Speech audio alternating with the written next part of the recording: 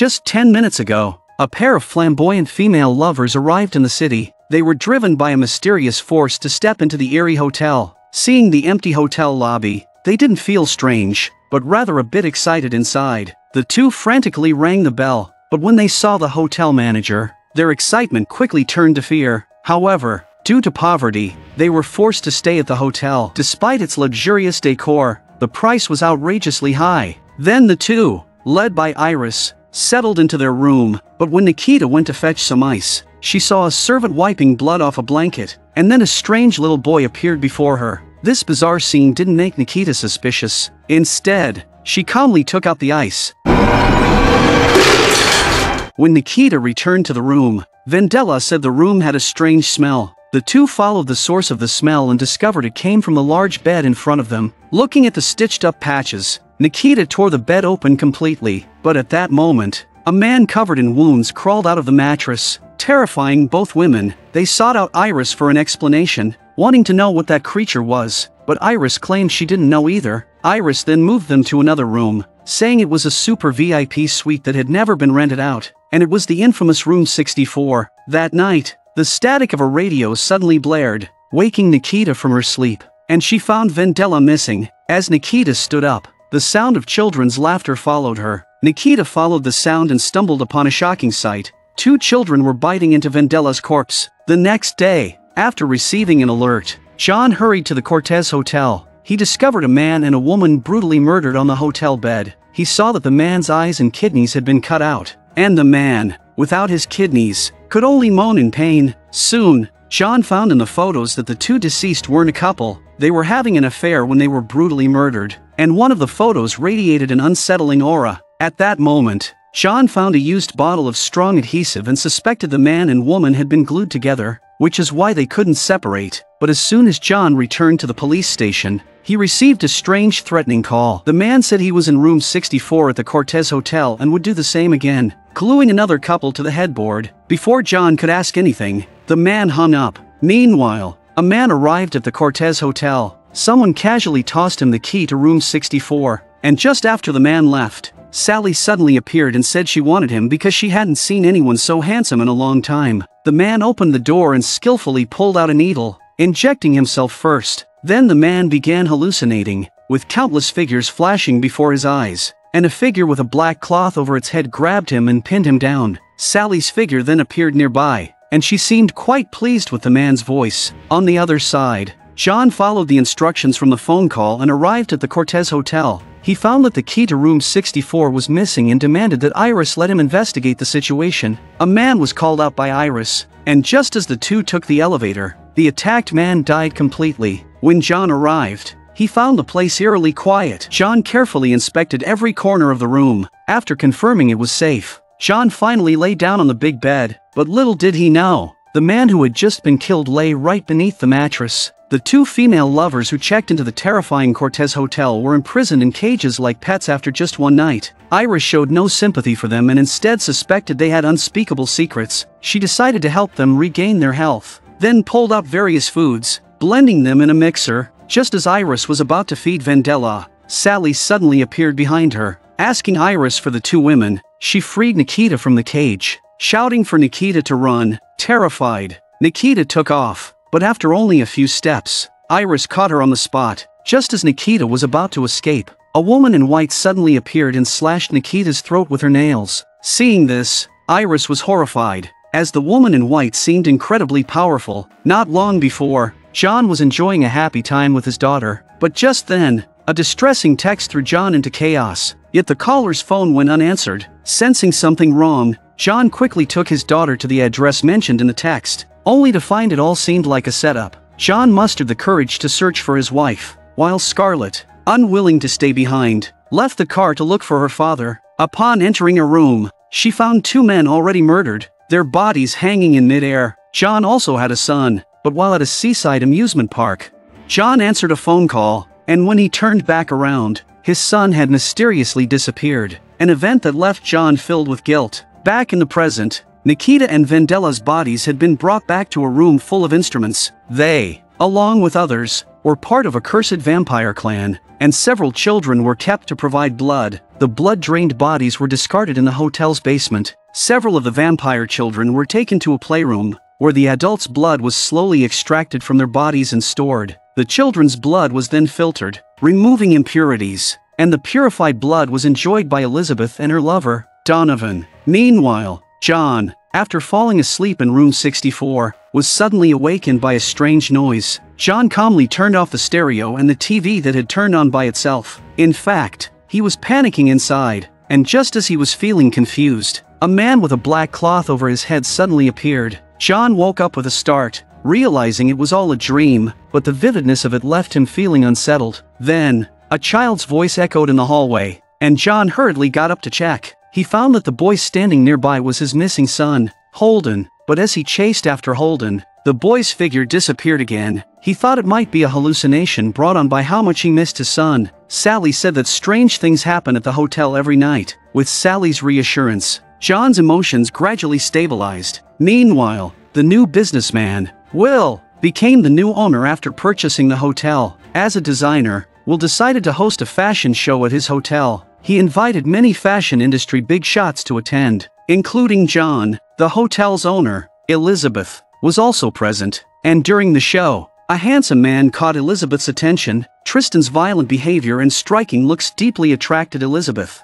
who was part of the vampire clan. Elizabeth's new love made her boyfriend, Donovan, feel jealous. John also brought his daughter to the event, and Will's son, Lachlan, was about the same age as Scarlett. Curiosity got the better of the children, and Lachlan decided to take Scarlett on an adventure into the hotel's hidden chamber. Because when Lachlan first arrived at the hotel, Elizabeth had told him about the hotel's secrets. Lachlan wanted to show Scarlett the secret as well. The two soon arrived at the empty chamber, where 4 transparent coffins lay, each holding a pale child, including John's son, Holden. Scarlett hurried home and watched the video of Holden's disappearance. Sensing something was off, unable to shake the feeling, Scarlett returned to the hotel's basement once more, but when she arrived, she found the coffins open and the children gone. Driven by curiosity, Scarlett searched the hotel room by room, following clues until she heard the sound of a video game. Opening the door, Scarlett saw Holden standing right in front of her, who accurately called her by name. Scarlett then took out a family photo, and Holden recognized their dad and mom in the picture. The strange thing was that while Scarlett had grown up,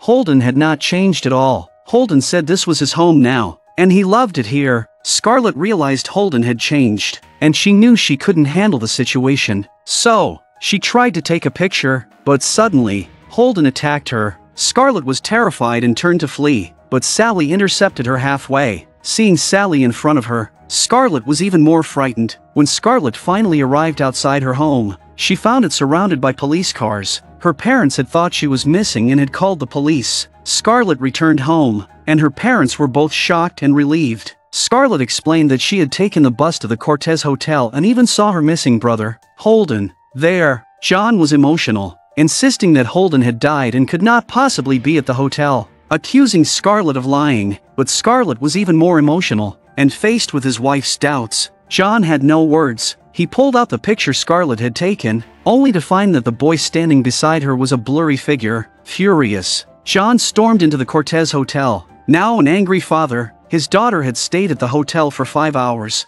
yet no one had notified him. Now, as a police officer, he intended to arrest Iris, the hotel manager, for the way the hotel was run. But Iris had already seen through John's intentions, and she asked him to be gentle. She offered to break the rules and tell him some of the hotel's secrets, to which John agreed, wanting to know everything in order to be in control. Iris explained that everything originated from the hotel's first owner, March. When he built the hotel, he planted the seeds of his own evil. March found the engineer responsible for the building and lured him into his secret chamber under the guise of new blueprints. Before the engineer could react, March turned and killed him on the spot. After the hotel was completed, it became not only the most prestigious place in Los Angeles but also March's personal torture chamber. Within months, March had killed thousands of guests. There was always a girl by his side to clean up the blood, but she never won March's heart. Instead, during one conversation, March pulled out a gun and killed her with one shot. Soon after, the police arrived and found Maggie had already committed suicide in the bathtub. Upon hearing this, John couldn't help but applaud Iris. commenting that the story was fantastic but unfortunately not a movie. Iris insisted that it was all true,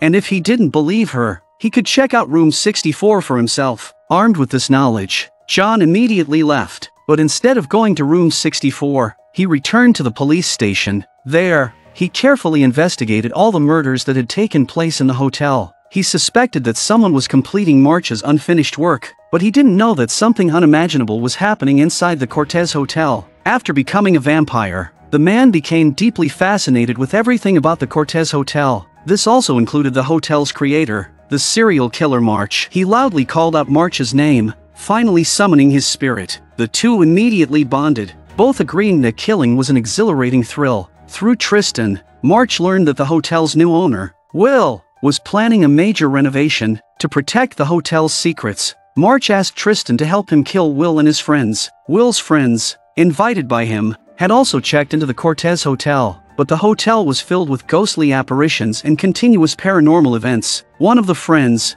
still in shock, believed it was all a hallucination, so he decided to lie down to calm himself. Suddenly, a pair of hands reached out and choked him to death. On the other side, John and his colleagues responded to a report and arrived at a company to investigate a case, only to find everyone there had been brutally murdered. In a daze, John envisioned the scene of a woman's brutal death. Now, he was convinced the killer was recreating real-world murders. Just then, a man lunged at him. Meanwhile, Tristan was preparing to strike Will, but as he approached, he realized Will already knew the hotel's dark secret. Tristan then tried to use his charm to seduce Will, knowing Will was attracted to male lovers. After Will let his guard down, Tristan pulled out a knife, ready to kill him, but just at that moment, Elizabeth appeared nearby, shaking her head, signaling Tristan to stop. Will remained oblivious to the danger and even asked Tristan to stay the night with him. Meanwhile, John had rushed an injured person to the hospital, but within seconds, the man struggled to breathe and died. John returned to the Cortez Hotel, searching for clues, but was intercepted by Sally on his way in. Soon after, John's wife arrived at the hotel, handing him divorce papers. As she was about to leave the hotel, she encountered a blood-soaked woman at the corner. Alex turned to leave, but the eerie scene unfolded as their missing son, Holden, suddenly appeared before her. Elsewhere, Donovan was having his blood drained, and Ramona explained she was helping cleanse his body of toxic blood. Ramona said she was once Elizabeth's lover, but an accident had driven them apart. Now, she wanted to kill Donovan to make Elizabeth suffer. Donovan, unwilling to be sacrificed, quickly revealed the truth to Ramona. Elizabeth had found a new lover just a week ago, making Ramona realize she had captured the wrong person. Frustrated, Donovan returned to the hotel, drowning his sorrows in alcohol. Liz noticed Donovan's distress and did her best to comfort him. It was then that Donovan finally realized the person who loved him most was his own mother. He went to his mother's room and found Sally waiting there, while Iris lay on the bed, struggling to breathe. To save his mother, Donovan cut his arm and let her drink his blood, knowing it was the only way to revive Iris. The next day, the Cortez Hotel welcomed a new visitor, a man who had died 3 years ago and was now returning for the third time. Liz understood immediately, and within moments, the man entered his former room. Seeing the familiar surroundings and the couple asleep in the bed, he grabbed a lamp and smashed it over the man's head. Hot blood splattered everywhere, and the woman quickly woke up. In her confusion, she saw the man standing in front of her, demanding that she swear not to scream. The woman tried to calm him down and then looked at her husband, letting out a terrified scream. She fled the room, running towards March in a panic. She was horrified, never imagining that these two men were working together. When the man awoke, he found blood pouring from the walls, but he had long since become accustomed to these strange phenomena. He went upstairs, hearing something inside the room. Inside, the maid realized someone was outside and loudly called out while tidying the sheets. In a hurry, the maid quickly gathered the blood-stained sheets and opened the door for John. The maid explained that she had lost her son on Halloween, and every year, she became agitated, making noise as she cleaned the sheets. John expressed his understanding, and the maid continued to describe the circumstances of her son's disappearance. Years ago, after her son went missing, the killer had taken him to their farm, but when the police found the clues, they discovered that her son had already been torn to pieces, his bones discarded in a mass grave. Even the police couldn't determine how many children had been dumped in the wilderness. Hearing this, John was horrified. The maid, knowing that John's son was also missing, felt a connection to his situation. Seeing the maid's emotional state, John stood frozen in place. Meanwhile, Alex had taken her vampire son, Holden, home, but when Alex took Holden's temperature, she was shocked to find it was extremely low. Alex panicked and asked Holden if he felt cold, but as she turned to get some juice, Holden killed the family dog. Alex was terrified, thinking Holden had gone mad, but Holden said he felt unwell. He needed his mom to take care of him, but it wasn't Alex he was referring to, it was his other mother, Elizabeth. Hearing this, Alex had no choice but to take her son back to the hotel, but as soon as they returned, Holden hurried off toward the basement. Alex understood and followed behind, wanting to see what had gotten into her son. Soon, she saw Holden crawl into one of the coffins, and Elizabeth suddenly appeared behind Alex. The two then went to Elizabeth's room, and for her son's safety, Alex had to negotiate with Elizabeth. She hoped Elizabeth could turn Holden back to normal, but Elizabeth believed she had saved Holden. Alex became furious, and in a flash, she pulled out a gun from her bag, intending to kill Elizabeth. But Elizabeth wasn't easy to deal with either. She offered a proposition, suggesting that Alex also become a vampire and gain eternal life. Such an opportunity was once in a lifetime, but Alex thought Elizabeth was insane and turned to leave. Meanwhile, John returned to the bar at the Cortez Hotel, where a strange woman suddenly appeared. The woman claimed to be a famous serial killer, having murdered multiple men. John was speechless, thinking the woman was joking. Under the woman's coaxing, John was already slightly drunk, so he invited her to his room to discuss life. Liz had to remind John, but John waved it off, saying it didn't matter once the door was closed. Before they even reached the room, the woman couldn't resist attacking John, and in a blink, John was tied to a chair. She was ecstatic and welcomed him to the Devil's Night at the Cortez Hotel. As a police officer, John was quick and easily overpowered the woman. After restraining her, John hurriedly checked her ID and found out it bore the name of a notorious serial killer from years ago. John was stunned and rushed to the lobby to find bald-headed Liz and check the hotel's guest register, but Liz stopped him and handed him an invitation instead. Following the invitation, John arrived outside room 64. After hesitating for a moment, John opened the door and walked in. He found the room full of history's most infamous killers, including the woman he had just subdued. March had prepared a seat for John and offered him a drink he had brewed himself. Just one sip would allow him to see things he normally couldn't. John downed the drink. March said he was the one who built the hotel, and John was shocked. As far as he knew, the hotel's builder had died 85 years ago. March explained that John had lived in his hotel long enough to witness many impossible things. At that moment, a man with a black cloth over his head appeared and sat next to John in the blink of an eye. March asked everyone at the table to introduce themselves. An old man beside them said he was a serial killer from the West Coast and had buried 666 bodies under the floors of the walls. A man with glasses said he was a cannibal who preferred male lovers. Everyone in the room had died at least 10 years ago, so why were they all here now? John even thought this was a movie set because not even TV dramas dared to portray such a scene. Before John could react, someone attacked him, pinning him in place. The room descended into madness, and soon the maid brought out the last meal, a helpless man. John took the opportunity to fire his gun, but the bullets had no effect. He then picked up a drill and attacked. Meanwhile, Sally brought in a man dressed in white, hoping the serial killers would deal with him. In John's horrified gaze, the man quickly died, and the sight left John utterly devastated. In the blink of an eye, the terrifying scene vanished, and Sally appeared before John, telling him he had just had too much to drink and that nothing had happened. A mother will do anything for her child. This woman, for the sake of her son, agreed to Elizabeth's outrageous demands. Elizabeth then cut open her chest, letting the blood flow out. She told Alex to drink, saying that from now on, they would be family, for her son's sake. Alex complied with Elizabeth's request, finally becoming one of the vampire clan. Alex had been a pediatrician, but after being turned into a vampire by Elizabeth, her body underwent subtle changes. Her abnormal temperature, her dazed mental state, and her heightened sensitivity to the pulse of humans became overwhelming. Alex fought to suppress her thirst for blood, but the child before her looked very tempting. Alex went to the hospital blood bank and frantically drank from the blood bags to quench her thirst. She used a syringe to draw her blood and injected it into Max's foredrip.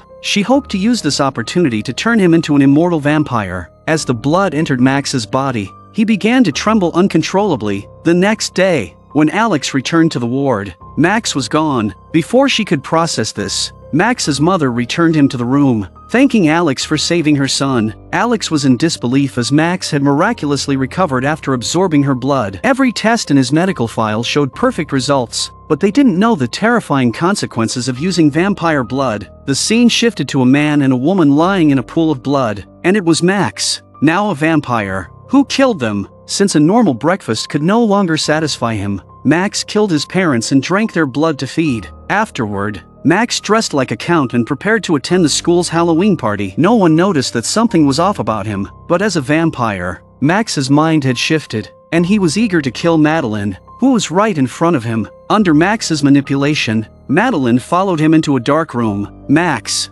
whose personality had completely changed, lured Madeline, who had a crush on him, and took the chance to kiss her. Max bit Madeline and made her taste his blood. The school's teacher quickly realized that the two hadn't shown up for class, but the students claimed they knew nothing. Eventually, the teacher found Madeline in the locker room, in the middle of her transformation. Before the teacher could react, Max shut the door and killed the teacher. Madeline was terrified, realizing this was only the beginning. Not long after, another teacher came down the hall and found a student collapsed on the floor. Sensing something was wrong, the teacher rushed into the classroom, only to find all the students lying unconscious. When the teacher opened the locker room door, he was horrified to see Madeline devouring the principal's corpse. Terrified, the teacher tried to call for help, but Max appeared and stabbed him. The scent of blood drove the other students wild, and they rushed forward to feed on the bald teacher's blood. The teacher fought with all his might to escape outside. His sudden appearance nearly scared the receptionist, who almost wet herself. The staff immediately locked down the school and called the police. Thinking an attack had occurred, armed forces arrived outside the school just in time. However, the police, unaware of the truth, believed all the children were victims. They allowed the children to leave and go home. When the police asked what had happened inside the school, all the students lied. They made up a story about a masked man in black breaking into the school and killing all the teachers. Meanwhile, after the terrifying night at the Cortez Hotel, John was filled with anxiety. He told his superior about the events of the previous night, describing his encounter with history's most infamous serial killers. Seeing John so agitated, his superior thought he must have lost his mind. The superior couldn't believe John claimed to have seen dead killers and reluctantly decided he couldn't keep John on the force. He signed the papers to initiate John's dismissal. Feeling angry and helpless, John returned to the hotel and collapsed into sleep. When he woke, he was horrified to find Sally lying next to him. John was consumed with fear, realizing he had no memory of what had happened the night before. Sally tried to remind John of the pleasure they had shared the previous night. John, seemingly remembering something, hastily told Sally to leave. At the same time, a reckless young couple arrived at the hotel and arrogantly demanded that Iris give them a room. Insulted by their rude remarks, Iris led them to room 64. Iris was on the verge of losing it, as the couple treated her like an idiot. Liz patiently comforted Iris and shared her legendary story. Liz had once been wealthy beyond imagination, even owning a color television, but she had a special hobby: dressing in women's clothing to enjoy alone. One day, she checked into the Cortez Hotel, while dressed in her feminine attire. Elizabeth caught her in the act. Liz felt awkward, as it was the first time someone had seen her like this. Elizabeth said she had been observing Liz for a long time. Though Liz walked and dressed like a man, she smelled like a woman. Liz felt validated and eagerly replied that she used a very nice perfume, but Elizabeth's next words left Liz stunned. Elizabeth said it wasn't her perfume but her blood that smelled like a woman. Under Elizabeth's guidance, Liz fully embraced herself. Elizabeth shaved her head and gave her smoky makeup. A perfect Liz was born, and she strutted down the hallway confidently. But just then, two of her work colleagues appeared and cruelly mocked her. They said Liz must have had her head slammed in a door and called her crazy. Before Liz could react, Elizabeth appeared behind them and swiftly killed both. Elizabeth told Liz that now, with her makeup on, she was one of her own. Elizabeth kept Liz working at the hotel but didn't turn her into a vampire, allowing her to remain human and live freely. After hearing Liz's legendary story, Iris began to understand the meaning of life a bit more. But when Iris provided room service to the couple, she was insulted once again. However, after listening to Liz's story, Iris was transformed. No longer filled with self-pity, Iris seized the opportunity, pulled out a knife, and killed them both. 100 winters ago, Elizabeth was just a young woman in sunglasses. After an unfortunate incident, she became pregnant, unsure of who the father was. So, she came to the mansion and sought out a famous black market doctor, Charles, to help her get rid of the child. Charles took her to the mansion's basement, which was shrouded in darkness. After the nurse took Elizabeth's temperature, they discovered it was only 24 degrees,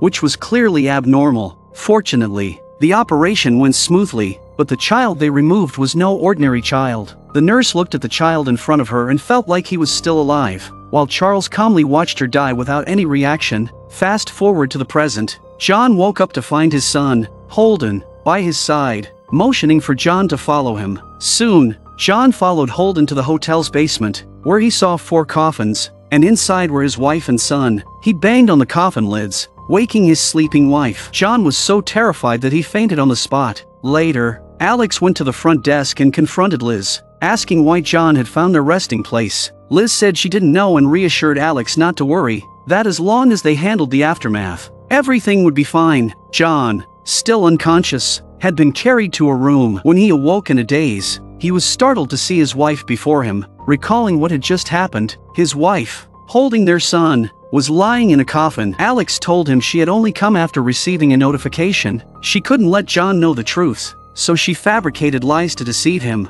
making him believe the strange occurrences were just hallucinations caused by his recent stress. John didn't think he was crazy, so he went back to the basement to search for clues. But when he got there, he found nothing. Ramona brought Donovan to the Cortez Hotel, and Iris, sensing they had bad intentions, followed Ramona to the basement, but the coffin lids had already been moved by Liz, and Iris claimed she had no idea. Although the plan failed, Ramona had another trick up her sleeve, to kill Elizabeth's son, the monstrous baby living in room 33. She asked Iris for the key to the room and finally arrived at the door of room 33. She opened the door and softly called out the baby's name. In response to Ramona's call, there was no movement. The baby, sensing danger, hid quietly in the corner of the room. Ramona then sought Liz's help, but Liz, loyal to Elizabeth, didn't want to get involved in Ramona's plans. Meanwhile, John arrived at the scene of a serial murder case. The sheriff said they had just started examining the crime scene and had no clues yet. Looking at the horrific scene, John was convinced the killer was carrying out the 10 commandments. This time,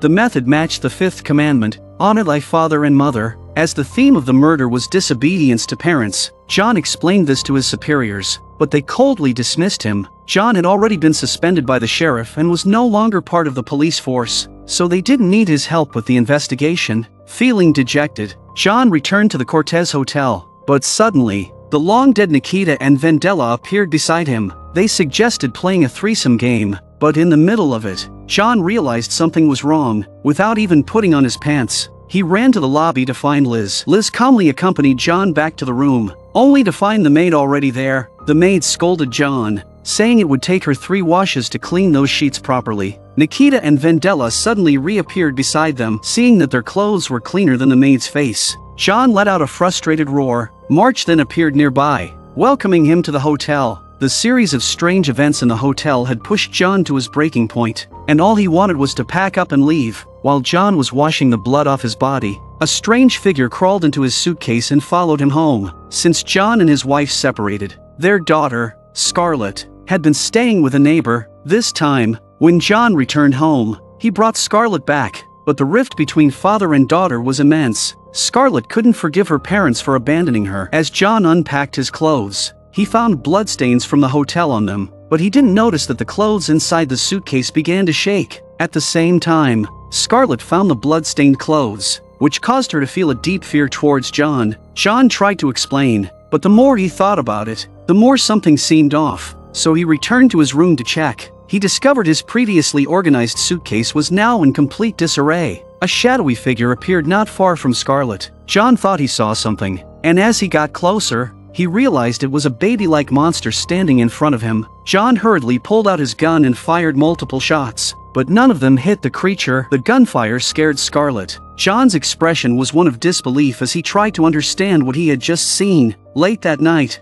Alex returned home. They contacted the sheriff, but the sheriff merely reassured Alex without taking any real action. John was no longer the man he once was. When faced with his former wife, he turned and walked away. Their conversation ended on a sour note. At that moment, Alex heard a strange sound. She peeled back the bushes and discovered the monster baby hiding within. Alex returned to the hotel and handed the baby over to Elizabeth. From that moment, The two mothers formed an inexplicable bond. The man wanted to renovate his newly purchased Cortez Hotel, but the workers accidentally discovered hidden secrets within the walls. There was a wall sealed with steel plates. The foreman said there was no mention of these structures in the blueprints, and ordered them to tear down the steel plates. The workers followed orders, and after removing the plates, they entered a pitch-black space that didn't seem fit for living. But suddenly, eerie noises came from not far away. Before the workers could react, a man and a woman appeared. They greedily feasted on the workers' blood, as if they hadn't eaten in centuries. Meanwhile, John, accompanied by his wife, arrived at a renowned psychiatric hospital. He wasn't there for treatment but had tracked down the suspect of the real-life murder case, who was being held there. John's obsession with the case had reached a dangerous level. He knocked out the security guard in the control room and stole his keys. After locating the suspect's room, John rushed to the destination, but when John opened the door, he was shocked to find that the suspect was a little girl. He didn't know that this little girl had become a vampire decades ago, making her an immortal being. The girl said she had a terrible father, and one day they arrived outside the Cortez Hotel, but after her father went inside, he never came out, and she almost suffocated in the car. It was Elizabeth who saved her back then. The girl didn't tell John about her past, only repeatedly saying how much she liked him, very, very much. She offered to help John find the real killer in exchange for him helping her escape the hotel. But just after they climbed over the wall, the girl tried to break free from John. She turned to run away but was struck by a passing vehicle and killed instantly. The workers' shouts alerted Elizabeth and Iris, who rushed outside to check,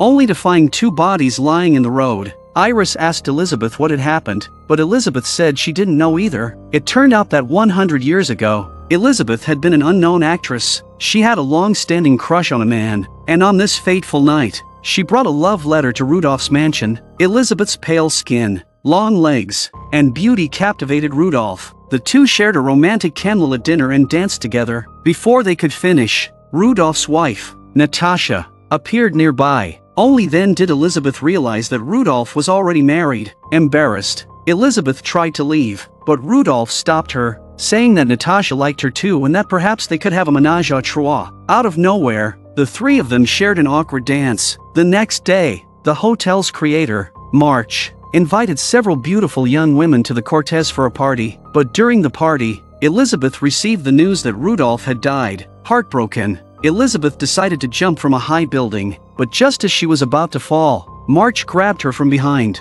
and the two started a romantic relationship. Not long after, Elizabeth visited Rudolph's grave to pray, but suddenly, Natasha appeared beside her. Then, Rudolph himself appeared, and Elizabeth couldn't believe the shocking revelation. Rudolph had to explain what happened. During a film shoot, he encountered a unique director who had targeted him. During their travels, the director revealed his intention. He wanted Rudolph to become a vampire. Tempted by the idea of eternal life, Rudolph accepted the director's offer. He also turned Natasha into a vampire like himself. With Rudolph's protection, Elizabeth couldn't wait to become a vampire and live forever with them. After becoming a vampire, Elizabeth underwent a significant transformation. She occasionally helped March indulge in his brutal killing habits, and her changes were noticed by Maggie. Maggie devised a plan to trap Rudolph and Natasha in the hotel's secret room, sealing them in with concrete walls and steel plates, keeping them entombed for nearly a century. But Will's renovations of the hotel finally freed them. They immediately went on a rampage, feasting on the hotel's guests to sate their 100-year hunger. Elizabeth, however, had no knowledge of Rudolph and Natasha being trapped in the hotel. Sated and dressed in new clothes, Rudolph and Natasha slowly walked out of the hotel. Meanwhile, the girl John had helped escape the psychiatric hospital tried to run from John just after climbing over the wall. But before she could get far, a truck hit her, and John rushed to check her condition, only to find she was dead. Recalling the girl's words before the accident, John realized the real killer was inside the Cortez Hotel. In the blink of an eye, John returned to the hotel and demanded that Liz reveal the killer's identity. Liz thought John had lost his mind and warned him not to fall asleep, or she'd kill him. Just then, Sally appeared and said she knew where the real killer was and that John should follow her to find the truth. Liz handed John a gun for protection, and the two headed to room 64. John was puzzled, as it was the room he had once stayed in. Could the killer be hiding here? Sally said all the answers were inside. She instructed John to open the wardrobe, saying that was where the truth lay. When John moved the wardrobe aside,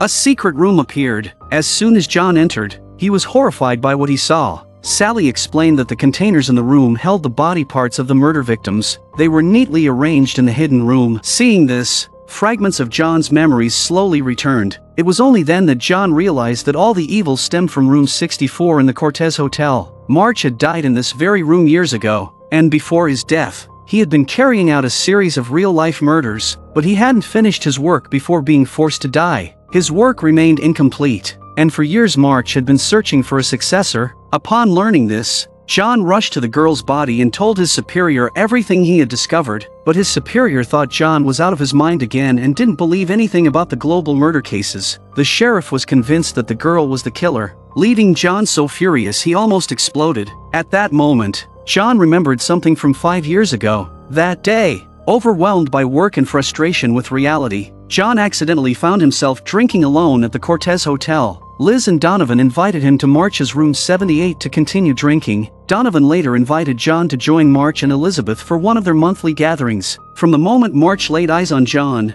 he was drawn to the darkness in him and his dissatisfaction with law and society. He sent Elizabeth and Donovan away, then began to deeply manipulate John, but John thought March was crazy, rambling nonsense in front of him. March believed that John was close to becoming his successor, but something was still missing. So, he ordered Elizabeth to kidnap John's son, Holden. This would fill John's heart with despair, triggering the darkness deep within him. From that point on, John developed a split personality, one side a kind, just police officer, and the other a dissatisfied serial killer who sought to punish criminals through violence and bloodshed. After killing the sheriff, John returned to the Cortez Hotel, carrying a bloody package in his hand. He finally remembered who he truly was. Iris expressed her understanding, saying she was exhausted from playing along with his act. Now that John knew the truth, Iris asked him to leave, but John refused Iris's request and instead asked her for the key to room 64. He found March, and together they examined the organs in the containers. John had already completed 8 of the 10 Commandments killings, leaving only 2 more to finish his mission. Meanwhile, Elizabeth had discovered what Maggie had done to her and Rudolph all those years ago, and she now resented Maggie. Elizabeth,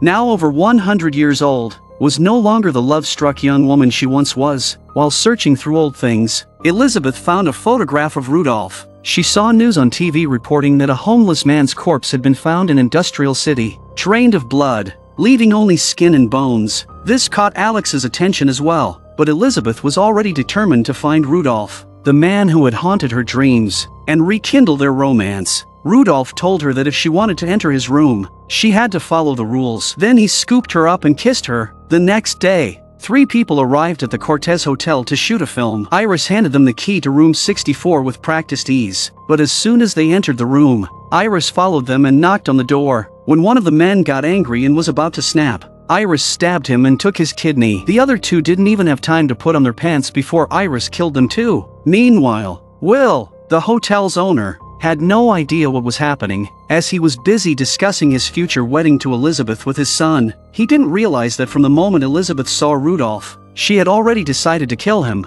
Late at night, Alex sneaked into a mansion, only to find 3 bodies lying nearby. But when she took a closer look, she saw another room full of children feasting, including Max, the boy she had saved at the hospital. By now, Max had become the leader of the vampire children. Max explained that all the kids were his classmates and had turned into vampires after drinking his blood. Before Alex could react, Madeline appeared, complaining that she didn't feel well. Max told her they didn't need a doctor, just more blood, and then they'd feel on top of the world. He encouraged Madeline to drink the man's blood, claiming it tasted incredible. It dawned on Alex that the homeless man drained of blood in the news had been killed by these children. One of the boys admitted that they had eaten their parents, which was why no one was controlling them. Alex thought the children had lost their minds, so she decided to bring them to the hotel. She believed the hotel was the only place that could help them now, but the children, resenting any form of adult control, turned and left the mansion. Meanwhile, Donovan had teamed up with Ramona to kill Elizabeth. Ramona stood outside Elizabeth's room,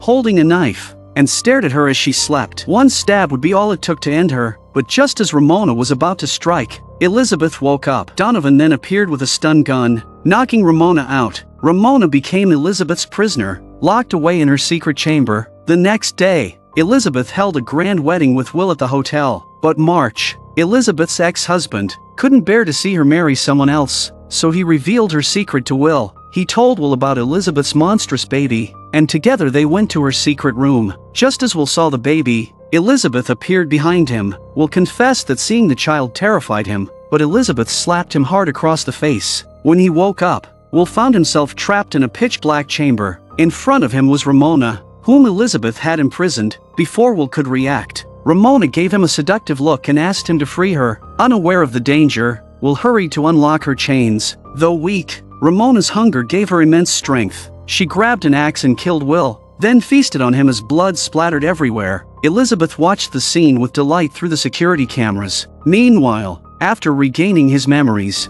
John resumed his real-life serial killings. He entered a tent, and when a man asked his name, John responded before stabbing him repeatedly, killing everyone inside. John had now completed 9 of the 10 Commandments killings. He only needed one more victim to become March's successor. Knowing his wife was also in the hotel, John sought out March and asked to see his wife, but March was busy practicing his killing skills. He explained that after his death, he had been limited to hunting within the hotel and wanted to complete a grand, world-famous murder spree. John, however, was focused on finding his wife. The maid then led John to Alex. As soon as they met, tensions flared. Alex admitted to John that she had made a terrible mistake. She had turned Max into a vampire to save his life, but Max had gone on to turn more children into vampires. These vampire children had been wreaking havoc, feeding on people wherever they went. Elizabeth, upon learning about this, told Alex to fix the situation, or she would kill them. Though their marriage was strained,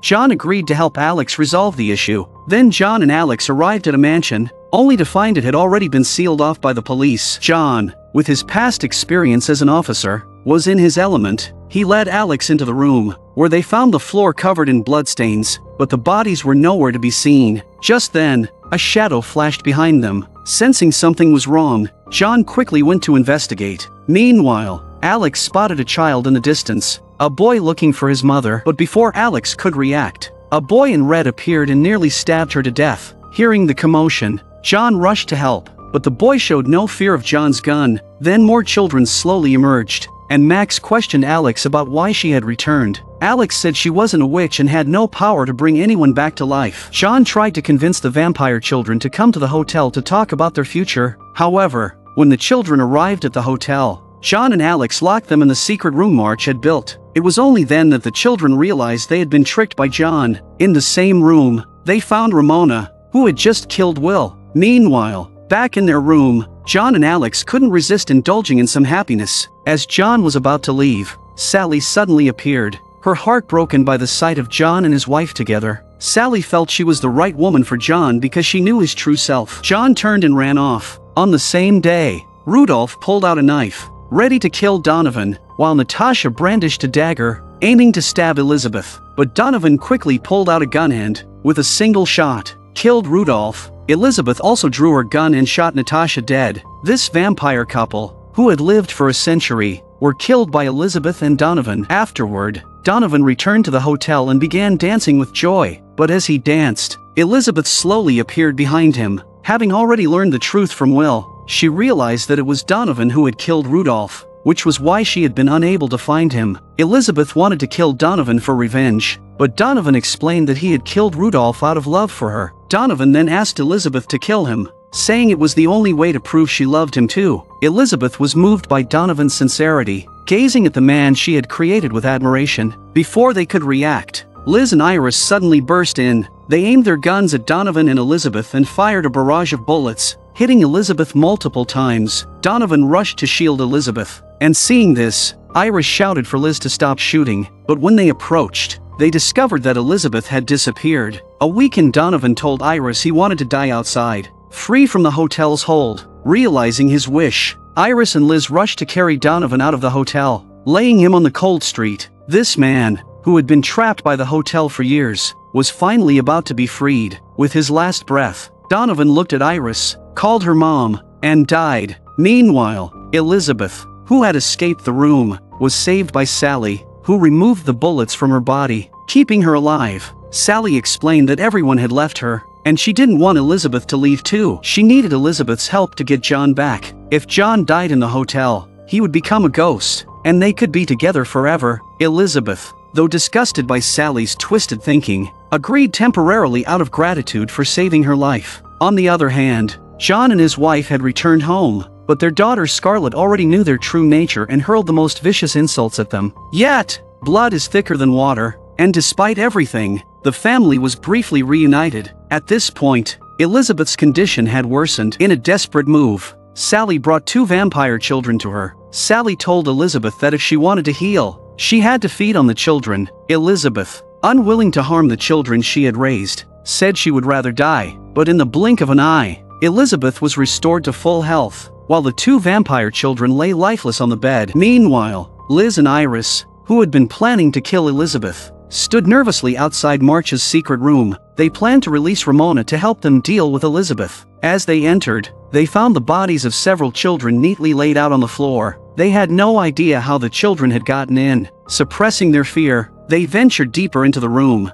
only to find that Ramona had broken free from her chains. Before they could escape, Ramona appeared in front of them, ready to make them her next meal. Thinking quickly, Liz offered to help her kill Elizabeth in exchange for their lives, which Ramona accepted. Liz and Iris took the elevator back to the hotel lobby, where a young girl was loudly demanding a room. It was Queenie from the Coven, and she bragged about how witches like her were heirs to an ancient bloodline. Queenie's words made Liz and Iris feel emboldened, so they gave her a room. But as soon as Queenie entered the room, she sensed the presence of evil. She asked to switch rooms, but Iris declined, claiming the hotel was full. Left with no choice, Queenie stayed in the room and later went to the bathroom, where Ramona suddenly appeared. Before Queenie could react, Ramona attacked her with a knife. Despite Queenie's insults, Ramona was ready to kill her, but Queenie's magic quickly overpowered her. Just as Queenie was about to finish Ramona off, March appeared and killed Queenie with a single blow. Because March was a ghost within the hotel, Queenie's magic had no effect on him. Soon, Queenie was completely devoured by Ramona, who didn't recognize the man before her. March demanded that Ramona help him kill Elizabeth, but it had to happen within the hotel, and Elizabeth couldn't know of her involvement. Feeling indebted to March, Ramona agreed to his request and continued feasting on Queenie. Meanwhile, John returned home late at night to find his wife and child missing. As John puzzled over their disappearance, he noticed the Cortez Hotel key hanging in the hallway.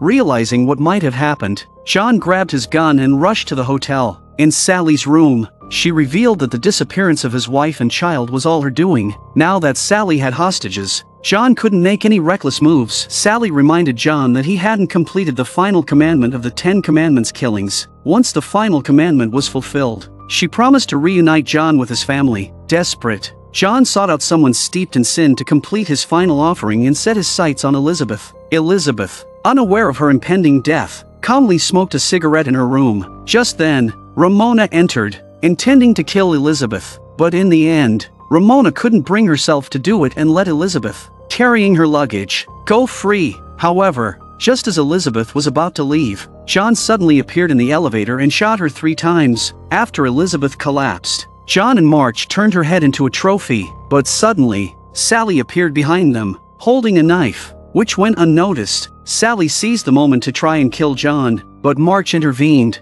stopping her. March couldn't allow any harm to come to John, as he had a grander plan that required John to carry it out. As March prepared to dine, there was a frantic knock at the door. When he opened it, Elizabeth, now a ghost, entered, having been killed by John inside the hotel. Elizabeth naturally became a spirit, and the two were finally trapped together, bound to the hotel for eternity. But just then, the maid panicked. She confessed that she had always loved March and that all this was part of her plan because she wanted to be with him. She proclaimed that although Elizabeth was his legal wife, she was the one who truly loved March. March was stunned to hear these words from her. Shortly after, the maid walked away, and after all that had happened, Liz and Iris finally achieved their goal of taking over the hotel. They wanted to transform the Cortez into a normal establishment. On that day, a newlywed couple checked into the hotel, but as soon as they entered the room, a strange woman appeared beside the bed. It was Sally. The husband tried to ask her to leave, but Sally killed him on the spot. Terrified,